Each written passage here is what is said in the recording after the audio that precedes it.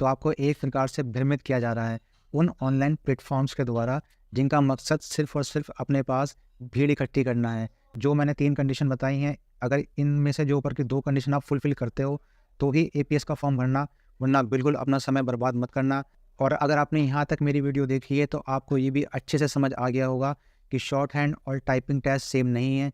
Typing test बिल्कुल अलग है, जिसमें हिंदी भाषा में टाइपिंग की जाती है, और शॉर्ट हैंड एक बिल्कुल अलग चीज़ है। भारत सिविल सर्विसेज प्लेटफॉर्म में आप सबका स्वागत है। यूपीपीएससी की एपीएस परीक्षा के फॉर्म जब से आए हैं तब से स्टूडेंट्स में यह उत्सुकता बहुत ज़्यादा बढ़ गई है कि शॉर्ट हैंड होता क्या है।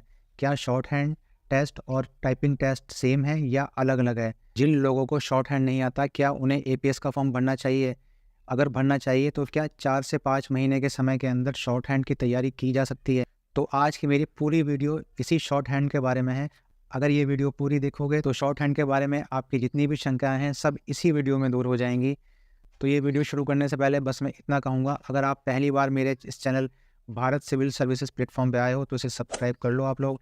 इससे आपको बहुत ज़्यादा लाभ होने वाला है। तो चलिए बिना समय व्यर्थ के शुरू करते हैं। शॉर्ट हैंड क्या है? शॉर्ट हैंड, जिसे हम आशुलिपि भी बोलते हैं, यह एक लिखने की विधि है, लेखन कला है, जिसमें सामान्य लेखन गति की तुलना में काफ़ी तेज़ गति से लिखा जाता है। अब इसे मैं आपको एक उदाहरण देकर समझाता हूँ। मान लीजिए कोई एक बहुत कुशल और एक्टिव बंदा है, तो वह सामान्यतः जिस गति से लेखन कार्य कर सकता है उससे लगभग 5 गुना तेज़ गति से वो वार्तालाप कर सकता है, अर्थात अपने मुंह से बोल सकता है। तो ऐसी गति में की गई वार्तालाप जो कि सामान्य लेखन गति से 5 गुना तेज़ है, ऐसी वार्तालाप को यदि हमें लिपिबद्ध करना हो, अर्थात पेपर पर नोट करना हो, तो उसके लिए इतना तो स्पष्ट है कि सामान्य शब्दों का प्रयोग तो नहीं किया जा सकता। अपनी सामान्य भाषा और सामान्य लिपि का प्रयोग करके तो आप इतनी तेज़ बोली गई बातचीत को पूर्णतः नोट डाउन नहीं कर पाएंगे। तो ऐसा करने के लिए एक इनकोडेड भाषा का प्रयोग किया जाता है, जिसमें शब्दों के स्थान पर प्रतीकों का प्रयोग किया जाता है। इन्हीं प्रतीक या कोडवर्ड की सहायता द्वारा किए गए इस लेखन कार्य को शॉर्ट हैंड या आशुलिपि कहते हैं।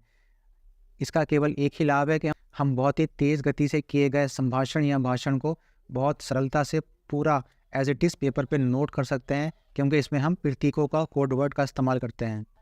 अब मैं इसे आपके समझने के लिए और ज़्यादा आसान कर देता हूँ स्क्रीन पर शॉर्ट हैंड की एक पिक्चर लगाकर। जी हाँ, स्क्रीन पर मैं शॉर्ट हैंड का एक एग्जाम्पल दिखा रहा हूँ, जिससे कि आप पूरी तरह से ये समझ जाओगे कि शॉर्ट हैंड होता क्या है। तो लीजिए आपकी स्क्रीन पर ये देखिए, ये है शॉर्ट हैंड। ये पूरा जो पेपर है, इस पर कोई कीलम काटी या कीड़े मकोड़े नहीं बनाए गए हैं, बल्कि एक पूरा पेज कोड वर्ड और प्रतीकों की सहायता से लिखा गया है। इसी को हम शॉर्ट हैंड बोलते हैं। तो मैं आशा करता हूं कि आप समझ चुके हैं कि शॉर्ट हैंड क्या होता है। और अगर आपने यहाँ तक मेरी वीडियो देखी है तो आपको ये भी अच्छे से समझ आ गया होगा कि शॉर्ट हैंड और टाइपिंग टेस्ट सेम नहीं है। टाइपिंग टेस्ट बिल्कुल अलग है, जिसमें हिंदी भाषा में टाइपिंग की जाती है, और शॉर्ट हैंड एक बिल्कुल अलग चीज़ है। अब बात कर लेते हैं कि अगर आपको शॉर्ट हैंड नहीं आती तो क्या आपको एपीएस का फॉर्म भरना चाहिए या नहीं। देखिए दोस्तों, यहाँ अगर मैं आपको बिल्कुल सच बताऊँ तो आपको एक प्रकार से भ्रमित किया जा रहा है उन ऑनलाइन प्लेटफॉर्म्स के द्वारा जिनका मकसद सिर्फ और सिर्फ अपने पास भीड़ इकट्ठी करना है, जिससे कि वो नई नई वीडियो बनाते रहें और आप लोग उन्हें व्यूज़ और सब्सक्राइबर देते रहें। मैंने तो अभी मात्र 15 दिन पहले ये चैनल स्टार्ट किया है, बिल्कुल नया चैनल है मेरा ये। इस पर अभी मैंने सिर्फ आर ओ की एक सीरीज़ चलाई हुई है। सबसे ज़्यादा सब्सक्राइबर और व्यूज़ की ज़रूरत तो मुझे है। चाहूँ तो मैं आपसे कह सकता हूँ कि नहीं, आपको एपीएस का फॉर्म भरना ही चाहिए। शॉर्ट हैंड आए या ना आए, ये कोई बड़ी बात नहीं है। आप फॉर्म भरिए, परीक्षा की तैयारी कीजिए, और यहाँ लेकर मैं आपके लिए एक एपीएस की सीरीज़ चला दूँ। इससे मुझे बहुत फ़ायदा होगा निश्चित रूप से, लेकिन मैं ऐसा नहीं करूँगा। जी हाँ, ये मेरा काम नहीं है।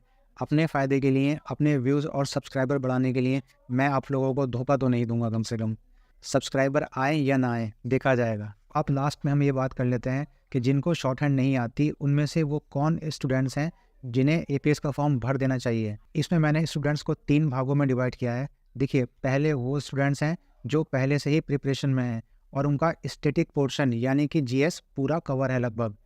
अब चाहे उन्हें हिंदी टाइपिंग आती है या नहीं आती, उन्हें शॉर्ट हैंड आती है या नहीं आती, उन्हें फॉर्म एपीएस का भर देना चाहिए।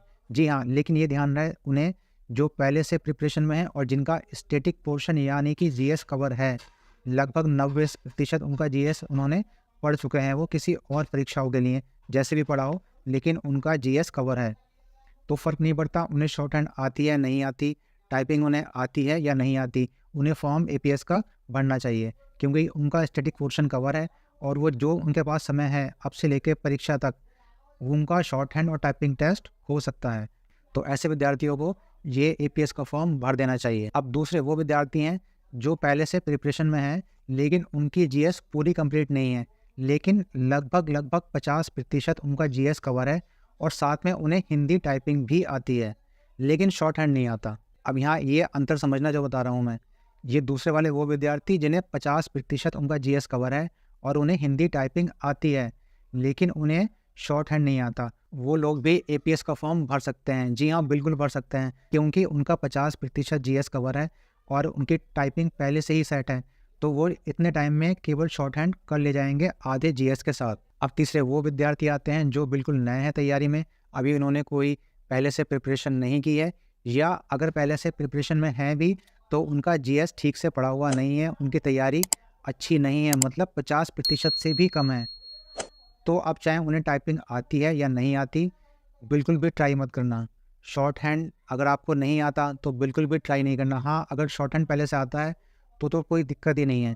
अगर आपने शॉर्ट हैंड आपने पहले से किया हुआ है तो आप एपीएस का फॉर्म भर ही सकते हैं, लेकिन अगर आपने शॉर्ट हैंड नहीं किया और आपका जीएस वाला पोर्शन भी ठीक से कवर नहीं है, तो बिल्कुल ट्राई मत करना, बिल्कुल आप अपना समय बर्बाद कर रहे हो।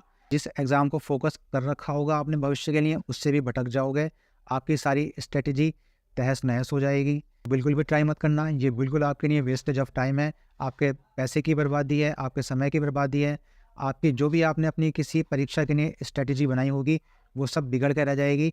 तो ऐसे विद्यार्थी बिल्कुल भी इस परीक्षा के लिए ट्राई ना करें, और कोई और परीक्षा जो आगे आने वाली परीक्षा है, जैसे आरओ एआरओ की परीक्षा है या 2024 में जो परीक्षाएँ आने वाली हैं, आप लोग उस पे फोकस कीजिए, उसके लिए अपनी रणनीति बनाइए। यहाँ पर इस परीक्षा में आके अपना समय बर्बाद मत कीजिए। बहुत सारे चैनल ऐसे हैं, बहुत सारे यूट्यूब चैनल हैं जो आपसे ये कह रहे हैं कि अरे नहीं, 3-4 महीने का समय है, आराम से शॉर्ट हैंड हो जाएगा। आप मेरी बात ध्यान से समझो, ये मैं सिर्फ़ आपके फ़ायदे के लिए बता रहा हूँ। मेरा इसमें कोई फ़ायदा नहीं है, क्योंकि जब मैं किसी परीक्षा के लिए आपसे मना कर रहा हूँ, तो मैं एक तरह से अपना भी नुकसान कर रहा हूँ, क्योंकि मेरा भी यही काम है और मेरा चैनल तो अभी बिल्कुल नया है, तो मुझे तो और ज़्यादा लोगों की आवश्यकता है, और ज़्यादा सब्सक्राइबर की, और ज़्यादा व्यूज़ की। लेकिन फिर भी मैं आपसे मना कर रहा हूँ कि यहाँ अपना समय बर्बाद मत करना। जो मैंने 3 कंडीशन बताई हैं, अगर इनमें से जो ऊपर की 2 कंडीशन आप फुलफ़िल करते हो, तो ही एपीएस का फॉर्म भरना, वरना बिल्कुल अपना समय बर्बाद मत करना, अपना फ़ोकस मत हटाना अपनी परीक्षा पे से। जिस परीक्षा के लिए आप तैयारी कर रहे हो या आप रणनीति बनाने वाले हो भविष्य में, केवल वहीं फ़ोकस करना। यहाँ अपना समय बर्बाद करने की आपको कोई आवश्यकता नहीं है। क्योंकि देखिए, जैसा आपको ये बताया जा रहा है ना कि 4-5 महीने में शॉर्ट हैंड हो जाएगा, मैं मानता हूँ आप यदि बहुत ज़्यादा परिश्रम करते हो, बहुत ज़्यादा टाइम मैनेजमेंट करते हो, तो आप शॉर्ट हैंड कर लोगे। समस्या देखिए ये नहीं है कि शॉर्ट हैंड हो जाएगा, 4-5 महीने में शॉर्ट हैंड हो जाएगा।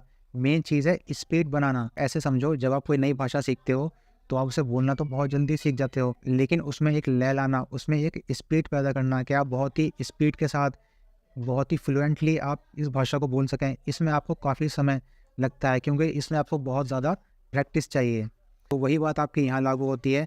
जो लोग आपको ये बता रहे हैं कि आप 4-5 महीने में या 6 महीने में शॉर्ट हैंड सीख जाओगे, बिल्कुल सीख जाओगे, मैं इससे इनकार नहीं कर रहा। लेकिन इसमें जिस स्पीड की आपको आवश्यकता होगी शॉर्ट हैंड में, वो आप इतने कम समय में कभी नहीं कर पाओगे। अगर करोगे तो बाकी जो आपकी पोर्शन है, जीएस है, टाइपिंग है, मेन तो जीएस है, उस पे वो फोकस नहीं रहेगा, तो वैसे भी आप इस परीक्षा से आउट हो जाओगे। तो इस बात को आप समझो, बार-बार समझो कि आप 4 महीने में, 5 महीने में, 6 महीने में भी शॉर्ट हैंड कर लोगे, लेकिन मेन चीज़ स्पीड है।